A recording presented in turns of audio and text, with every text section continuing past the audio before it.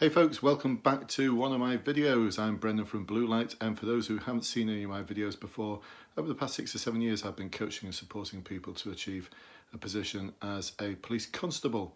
A good 3,000 plus people are now in the police as a result of the support I've provided, something I'm really pleased and proud about. So, what can I do to further support you? Well, over the past few weeks I've been on leave. You can probably tell, a little bit of a red face there. A bit too much time in the sun, not enough suntan lotion, but I've been saving about an hour every day to do a little bit of coaching. And I've been coaching quite a few people for the assessment centre. And one of the themes that keeps coming out is how my clients, despite the fact that they're doing the online course, which shows them how to maintain a particular type of structure, and besides the fact that they're got access to the Facebook client only group, which has got a load of bonus videos on there with all sorts of different scripts and solutions and ideas and tricks up their sleeve that they can use, all very ethically delivered. My clients are still struggling to stick to a structure, because all it takes for me as a role player is to say certain things which is going to knock them completely off, and they're too easily influenced by the role player. It's so important that you stick to a script and stick to a structure, no matter what the role player says back to you. And the process I advocate is one called CUDSAR, which is that you confront the problem, you understand it by asking really exceptionally armor-piercing questions, and then you move into the define and summarize stage, where you mention any policies or guidelines which link in with the role play. From there we move into the solution phase, the assess and monitor, and then the result, CUDSAR. And it's not my idea, it's something I borrowed from the world of public order training many years ago. It's a non-contact conflict management model which a lot of public order officers will utilise. A lot of officers though just haven't heard of it. And what I do find also is that especially PCSOs and specials find that model really good, a really effective way of gathering information and managing situations and problems. And I've also had people give me feedback that in their normal day-to-day job they're finding it particularly useful. So perhaps I should expand the Blue Light empire beyond just police training, who knows. Anyway, back to the subject, back to what this video is all about. So I'm going to sort of play this out for you and show you why it's so important that you stick to this structure. So the first part, confront. This is where you introduce yourself and you very quickly tell them what's going to happen. It's almost like a route map for what's going to happen over the next 5 minutes during the role play. You've got to be really quick about doing this. And I provide a script for my clients to enable them to do it. We then move into the questioning phase. Now, there's a few, it might sound easy that, but the amount of my clients who ask multiple questions. Now, if you ask a multiple question, the role player doesn't know which one to answer, so they may just say something like, I haven't given it any thought, because they can't answer your question, they don't know which one to answer. So one question at a time, please. And we've got to ask them in a simple to complex way and demonstrate all of the full range of 5WH. So we start with the simple ones, such as where, and we finish with the more complex ones like why do you think they're behaving like that, and how would you like me to deal with it on your behalf, and a range of questions in between.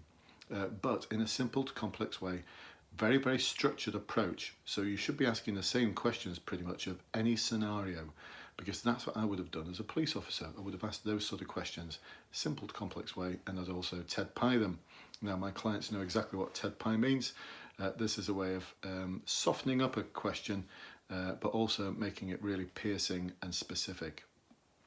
So, once we've gathered the information from the role player, and don't forget, if the role player is being vague about something, they're being vague for a purpose. They're being vague because they're inviting you to probe them further, to gather further information. The amount of times I managed to say to my clients as a role player, the person used racist language, which was really upsetting. And they don't actually probe me to say what that language was. So how can you take action on something if you don't know specifically what's happened and what's been said? So it's really important that we nail down that understanding phase. Define and summarise, one of the key parts of that is that you bring in any new guidance or legislation that links in with the role play. So you explain what's going to happen, you gather information, and then you link the guidance to that information which you have from the role player and the information that you had from the preparation phase. From here, now we have a rationale for our solutions. So we're going to move into the solution phase now, but we've got a rationale for it. So now we can talk about a range of possible solutions, and for those of you who are my clients, don't forget to look at the pack I put together, which is the ultimate guide, if you like, to every type of solution you could possibly need at the West Shire Centre, and they cover enforcement, prevention and advocacy. You might also want to look at the videos in my client only group for those of you who are my clients, because there's various scripts I've put in there for a range of solutions that are going to absolutely make the role player fall off the chair.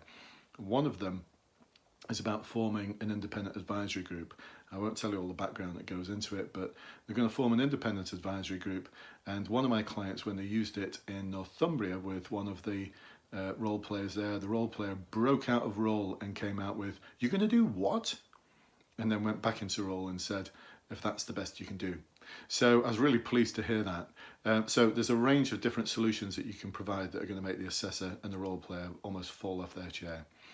Now we can move into the assess and monitor phase. So we're getting towards the end now. So we've introduced some solutions, but there's no point in introducing solutions unless you're going to assess and monitor them and ensure that they actually stick.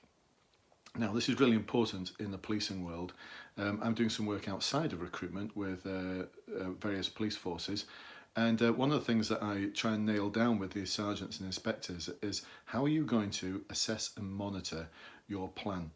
And often that doesn't happen. Often it's sort of left to, I don't know, we'll just kind of watch what happens. And that's not good enough. So you need to determine how you're going to assess and monitor it. And once again, for my clients, the importance of going to that Facebook group, because there's a bonus video there which outlines a script that you can use for every one of the role plays.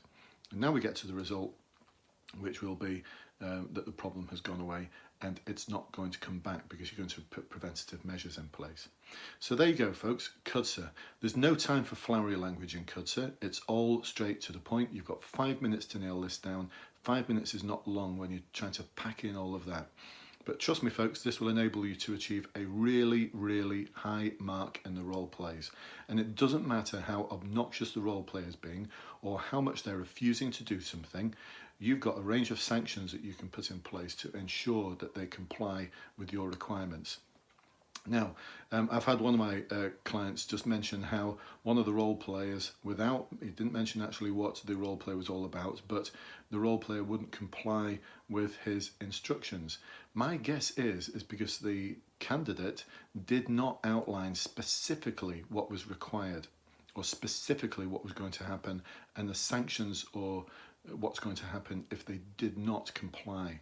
Now, this is the difference between saying things like, I'd like you to go on a equality policy refresher seminar. I'd like you to means that the other person can refuse and say, I'm not going to do it. So it's really important that you get the language right. So I'd like you to is very different to, I'm going to request that you do something. But even a request is a request. I can refuse a request. I can say no to it. So it's really important that we get our language right, and that's why I provide a range of scripts for you. Because just the same as in the policing world, you have to require people to do things, and you have to outline to them what's going to happen if they don't comply with your requirement. So, for example, in the drink driving world, gosh, it must be 15 years since I've done a requirement for a breath test. I was an inspector for the last 13 years of my career, and I've been retired for 5 years now, almost 5 years. But let's see if I can still remember this. So I suspect that you have alcohol in your blood because I can smell alcohol on your breath, and by your own admission, you've had 2 pints of beer more than half an hour ago. I'm now going to require a sample of breath for a roadside breath test. If you fail or refuse to provide that sample of breath, you'll be committing an offence which I will arrest you for. Do you understand? There you go, folks. Wow. I didn't even have to refresh my memory or anything. It just sort of flowed. But you notice that key word in there. I'm now requiring you to. Requirement. It's a requirement, and I put a sanction in there. If you don't comply with that requirement, you'll be committing an offence, and I will arrest you. Not I might or I could. I will arrest you for that offence. So there you are, folks. It's the importance of knowing what to say, when to say it, and how to say it. And that's why practice is the only way to really nail down this assessment centre. Even the new Met Police version that's going to get rolled out over the next year or two across all the other forces is still something that you need to practice for. I'm sorry, Met Police and College of Policing, you've come up with a assessment centre which is going to be far too easy to gameplay. Because by the time it's rolled out across a few more forces, I'll have provided a range of different approaches and structures for people to absolutely nail down the role plays and all the other different exercises that are in that new assessment centre. Anyway, I'm waxing lyrical now, so I best get off. I hope you found this useful. I'm probably going to post it on YouTube, and if you're watching this on YouTube, just press that subscribe button, and by the magic of YouTube and email every time I publish a new video, you will get notification. How cool is that? And if you're watching this on Facebook, please do like away, because Facebook likes you to like it, and I like you liking my videos. And if you've got any comments, please do put them below in the below box there. And if you'd like to join my secret Facebook group, that's over 4,100 people who are ethically supporting and guiding each other through the police recruitment process. Please do let me know, and I'd be delighted to add you. So until next time, folks, this is Brendan from Blue Light, and I shall see you very soon. Bye-bye for now.